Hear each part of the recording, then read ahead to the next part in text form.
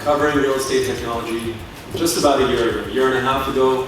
I started looking at big data, started reading about big data, and I realized that big data was sort of coming into this beat that I really enjoyed, real estate, and I just started covering. And once I got into that story, I did one story, and then I just realized that there's this entire world out there for real estate technology, which is only just started really exploding, I'd say, like the last 2-3 years. And I just want to start off by saying, why now? I'm going to just go down. Truthfully, I think it's happening now because as an industry in the commercial real estate space, we're used to using technology. We use Google to find stuff. Most of us are on LinkedIn. We use OpenTable to get a reservation. Lots of us are on Seamless and get food delivered. And once you start using these online tools to make your life more efficient, and then you go into your office, it's sort of like there have to be ways to make my job more efficient as well. If I can make every aspect of my life more efficient using the internet, like it's time that the internet sort of make its way into the workplace. It's about time, really. I think real estate in the city is a little interesting in that there's a lot of entrenched players in the market, and there are a lot of reasons I think why real estate in the city, in particular, technology and real estate didn't really take off. And I think finally we're starting to get it, you know.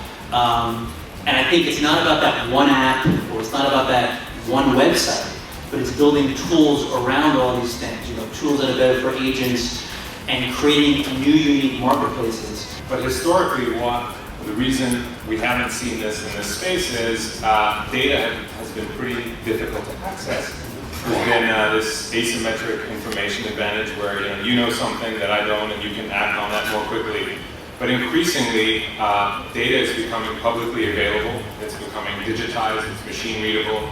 And so when you've got that coupled with technology firms that really are technology firms from the inside out that know how to analyze this big data, collect it at scale, do it in real time versus the hours or days it'll take you to do as a human, then you've got really that perfect combination of there's a lot of value there, there's a technology that enables you to do it, and there's the folks who are willing to pay for that solution because it's part of their day-to-day workflow, and it's been something that's been a pain for them for decades in this case.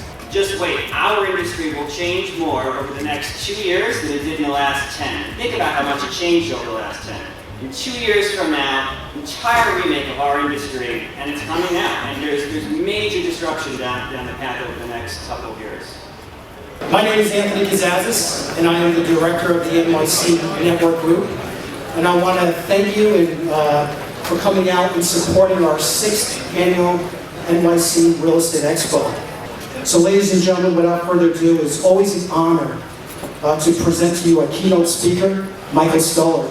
So why don't I give you this dream of 2008.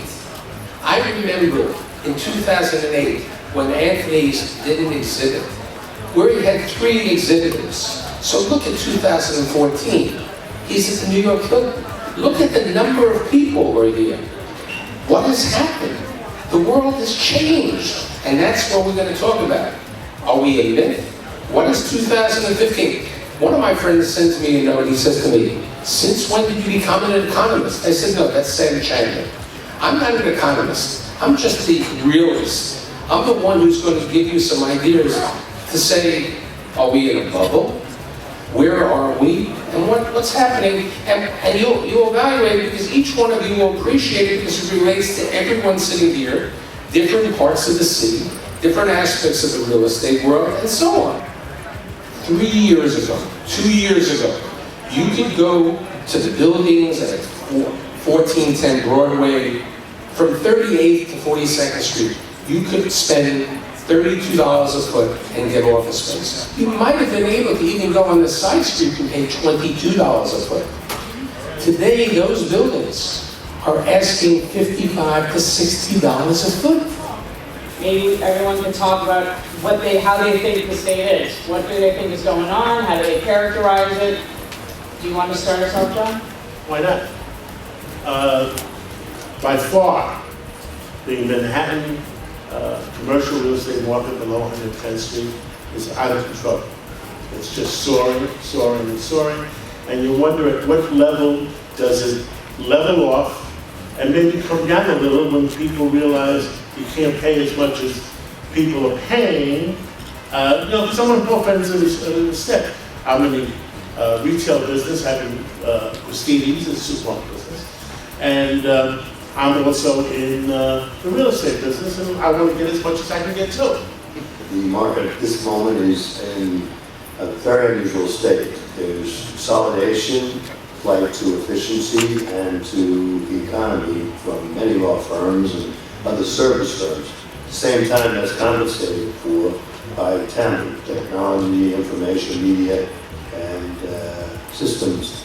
The expansion of people like Google, Twitter, and names that are too long to mention, MediaMath, Group M, etc., are actually expanding faster than the contractions or the economical assessments by firms of their real estate needs.